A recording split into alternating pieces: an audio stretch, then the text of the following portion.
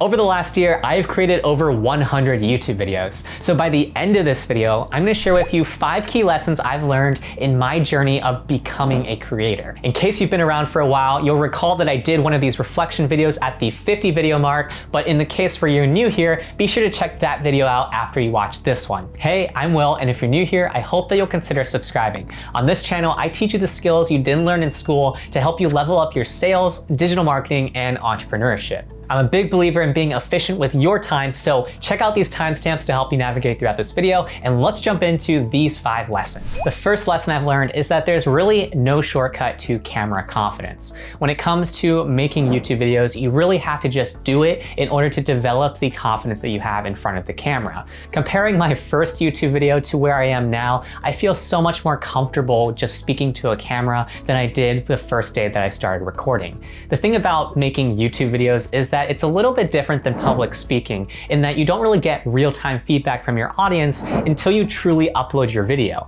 And so it was something that required a little bit of an adjustment period for me personally as I started making these videos. Something else I remember related to camera confidence is I remember when I was first starting out, I really wanted to be authentically myself. To me, that meant not being overly peppy or just being somebody that I wasn't. Something that I realized though as I started making YouTube videos is that you really have to elevate your energy level a little bit more than normal just in order for it to be captured by the camera. Over time, I've noticed that different creators find different ways to convey their personality on camera, and I feel like I'm still kind of developing that, but still working on it with every single video that I make. In reflecting on the journey, I think that my first 25 videos were the first major learning block, and then my next 25 videos were another learning block, and then from there, it really became tweaking small things along the way. I understand that I still have a ton of things to work on, like you guys are so kind to remind me that my hands can sometimes be distracting. But that being said, I feel so much more comfortable being in front of a camera today than I did on day 1 of this channel. The second lesson that I'd share is that pacing is a tricky skill to master.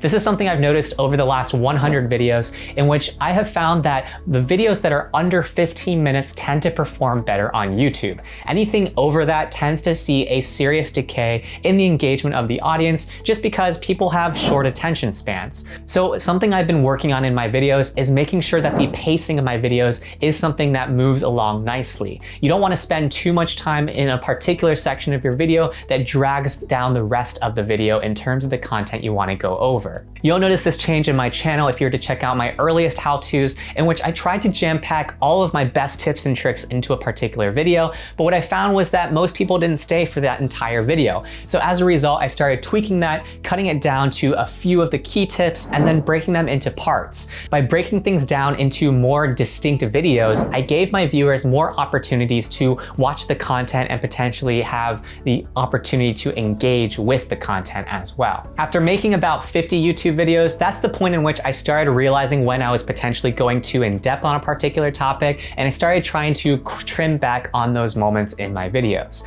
By the way, if you're finding this video of reflections helpful, do me a favor and hit that like button below to help other people find this video. The third lesson I'd share from being on YouTube in the last year is that how-to channels are a completely different world. As you probably know by now, a lot of my videos are how-tos on somewhat technical topics related to sales, digital marketing, and entrepreneurship. The entire goal of my channel is to teach you something that you didn't learn in school that might help you in life or in business in some other way. And as a result of this, a lot of the topics that I cover don't have viral potential. It's very unlikely for one of my videos to end up on the trending page of YouTube anytime soon. What I'm going after is the high intent keywords that people are thinking about or asking questions about when it comes to different business topics. As a result, my strategy requires me to play a longer-term game that is more steady and consistent than it is looking for a big viral hit video. Because of the steady growth pattern, I'm also better able to predict and manage expectations as to where my channel is going to be in 6 months, for example. At the time of this recording, I'm on pace to end the year around 5,700 subscribers, and so maybe I'll set a goal for myself to make it to 7,500 by the end of the year. That way I can have a stretch goal to strive towards. Most of the time when it comes to finding my channel, people discover me from Google when they are searching for how to do that particular thing. In fact, I'd love to hear from you. If you leave in the comments how you heard about my channel the first time you watched me, I'd greatly appreciate hearing from you so that I can also validate this with the data that I have. From my end though, I'm seeing in my YouTube analytics that 50% of my viewership comes from Google search. So if you are creating a how-to channel for yourself, don't get discouraged by the long tail game that you have to play when it comes to so-called making it on YouTube. You just have to manage your expectations for what you want out of your channel and who you're trying to help. For me, I'm not trying to make like a super big channel or anything. I'm just trying to help people out in learning some skills that they might find valuable in their lives when it comes to things related to business. So as a result, that allows me to not get ahead of myself in terms of having big aspirations for my channel, and allows me to just focus on delivering value in every single video. The fourth lesson I'd share is that good, consistent content beats sporadic great content. This is my personal opinion, and I know my digital marketing subscribers might debate me on this, but I believe the number one thing that you can really focus on when you're trying to grow something is being consistent over long periods of time. In other words, one of my biggest goals this past year on YouTube was simply giving you guys 2 new videos every single week. And that commitment was something that was more important than anything else on my YouTube channel. I didn't care about how many views or subscribers I got. I just cared that I created some good quality videos that I could release on a consistent basis. I think for me, any commitment I've made towards forming a habit is the number one thing for me to accelerate my learnings, because it forces me to ship something whether or not I truly believe I'm ready to ship that week. When I started planning my YouTube channel, I gave myself a time horizon of at least 2 years of making videos consistently to see whatever would happen. And this is something in which I'm only 50% to my goal at the time of this recording. So I know I still have a lot of work to do.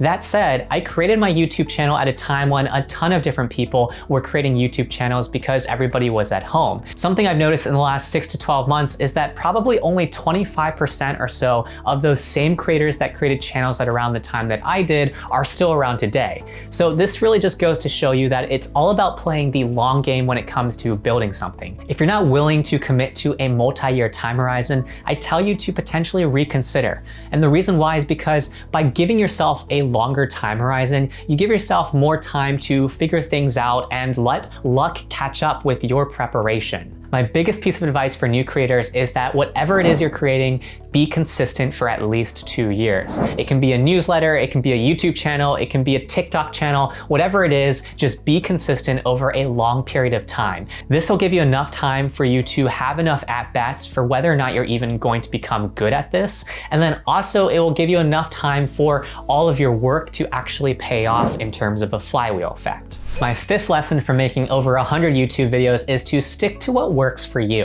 When you first start out a channel, it's really easy for you to look up how to create a YouTube channel on YouTube and learn from a ton of different creators that all have different ideologies as to what it takes to be successful on YouTube. And the reality is that none of it really matters. The only thing that matters is if your system works for you as a creator. There would be times over the last year where I took more than a 30-day break from my channel, but you guys would never realize that because I would have my content ready to work for me and my systems in place so that I could be consistent to my commitment to you guys. So whatever it is for you personally, you need to figure out what sort of calendar is going to work for you and then create your system to work for you as opposed to against you. Don't fall into the trap of watching a how to grow on YouTube channel creator that's telling you to do XYZ things and then just following that model blindly. It's something that just probably won't work out for you in the longer term. And going back to my earlier point on playing a long enough time horizon game, you have to figure out what ebbs and flows for you. When you're first starting out, it's way easier to treat YouTube like a hobby because like any hobby, it's going to ebb and flow in terms of your interest towards it as well.